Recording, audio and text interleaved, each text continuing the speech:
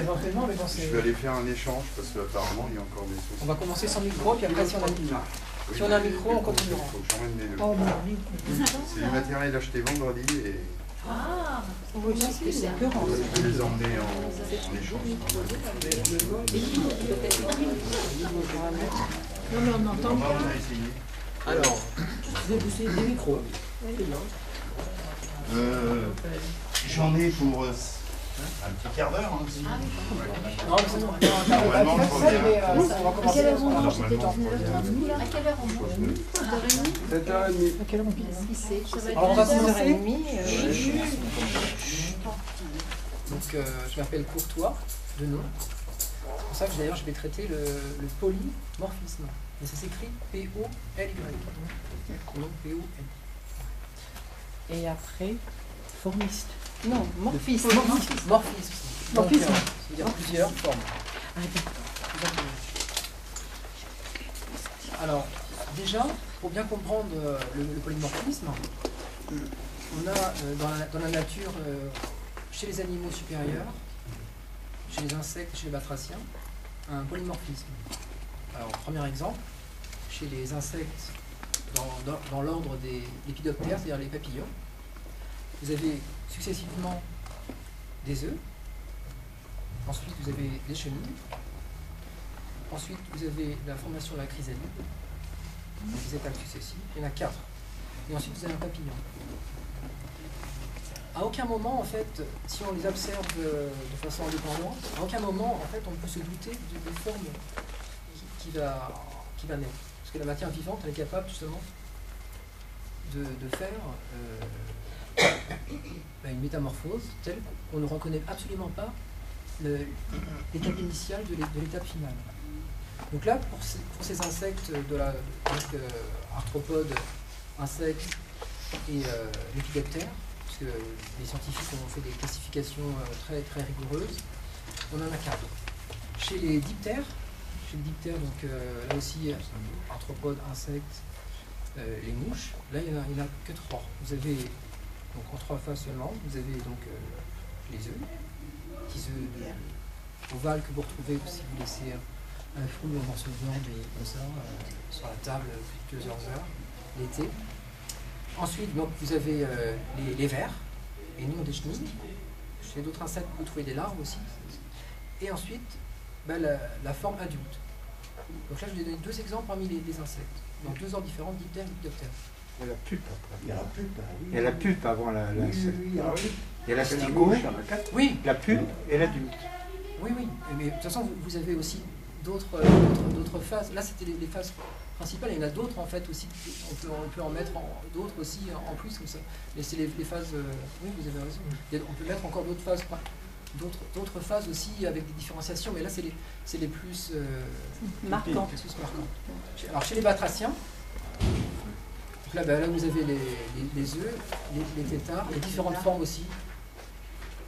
Et puis vous avez donc l'adulte, la grenouille, ou alors chez d'autres batraciens aussi, les salamandres aussi, ça fonctionne un petit peu de cette façon-là. Donc ça c'est des exemples, tout simplement c'est la définition. Alors, pourquoi en fait, pourquoi c'est important de parler, tout à l'heure on est dans une conférence autour des vaccinations, pourquoi c'est important de parler de polymorphisme? Parce que... Comment? Alors donc, pourquoi c'est important? Merci. Parce qu'on ne se rend pas compte, hein, c'est vrai? Cousteau, hein? Donc on ne se rend pas compte, pardon, oui, on ne se rend pas compte du son, là je vais arrêter là. Maintenant, oui. Pourquoi c'est important de parler de polymorphisme? Parce que la théorie en fait du pasteurisme est partie du monomorphisme. C'est-à-dire d'une théorie, d'une réflexion à la base de certains chercheurs, dont Louis Pasteur. Parce que Louis Pasteur, donc, n'était pas médecin et n'était pas biologiste. Moi j'ai beaucoup lu, parce que pour connaître en fait les travaux des différentes personnalités, il faut lire en fait ce qu'a écrit Pasteur sur ses écrits scientifiques. En lisant les écrits scientifiques de Pasteur, on pouvait se rendre compte qu'il qu'il ne s'intéresse pas à la biologie ni à la médecine. Ce qui compte pour lui, c'est l'expérience.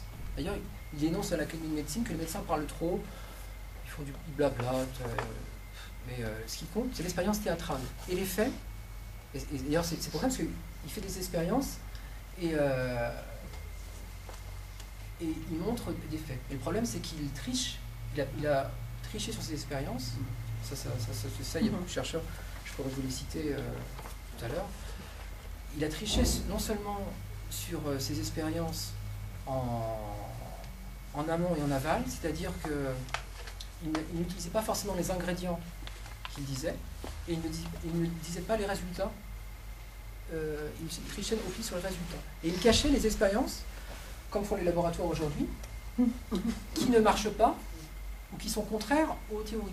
En fait, il utilisait uniquement ce dont il avait besoin pour sa théorie. C'est pour ça que le monomorphisme bactérien, en fait, il a utilisé uniquement ce qui l'intéresse par rapport à sa théorie, et non pas la réalité, mais uniquement ce dont il était persuadé, parce qu'il était quelqu'un de persuadé, il avait une notoriété, c'était quelqu'un de particulier, il n'était pas très très aimé de ses étudiants, parce qu'il ne supportait absolument pas la critique.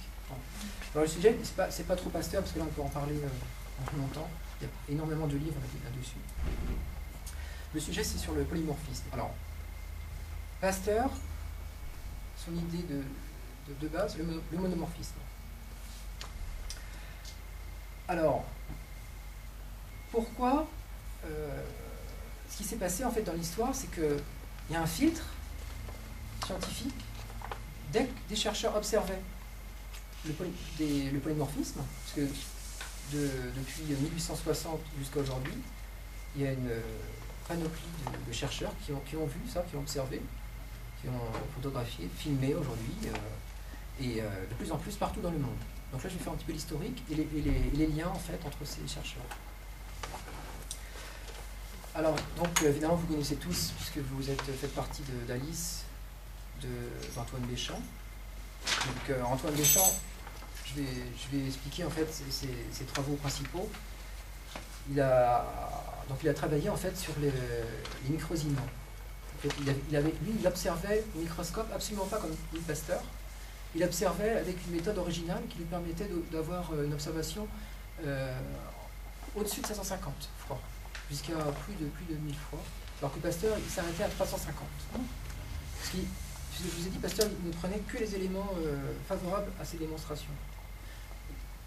Les microsimats n'intéressaient en rien Pasteur, puisque ça n'avait aucun rapport avec ses idées. Donc c'est pour ça qu'il a occulté ça, et il a fait en sorte d'arrêter toutes ces idées. Et dans le livre là, de Brouwer, celui-ci là, il y a une équipe de l'Institut Pasteur en 1880 qui s'est chargée d'aller à Lille pour brûler tous les documents concernant la correspondance entre différents chercheurs, et notamment Béchamp et Pasteur et d'autres, sur la question du monomorphisme, etc. Il fallait que ce soit étouffé. Donc là, ça fait penser à une espèce de secte, en fait, de cacher absolument des théories contestatrices. Et chose curieuse aussi, ça m'a paru un peu curieux, c'est que Berthelot, le chimiste qui a publié certains travaux de Claude Bernard qui démontraient la fausseté des travaux de Pasteur, et bien, son épouse et lui sont décédés le même jour à 1 heure d'intervalle. C'est une coïncidence. Alors c'est Philippe Decourt qui décrit ça dans son livre, un livre que vous pouvez trouver. Et Claude Bernard est décédé lui aussi. Bon là, il était âgé aussi, mais il commençait à travailler sur des travaux et il avait démontré certaines faussetés des travaux de Pasteur. Alors ensuite, ces travaux n'ont pas été perdus, ils ont été donnés à un ami. Et Philippe Decourt retrace un peu, il a essayé de retrouver en fait qui a gardé ces travaux, et ils sont restés dans un tiroir pendant 40 ans, après c'est un autre chercheur, etc. C'est assez intéressant et ils n'ont toujours pas été publiés à ce jour. Alors, voilà donc pour Pasteur, deux choses qu'il observe. Il observe à des grossissements moindres, des cultures pures, et dans le traité de bactériologie de 1902, il est écrit en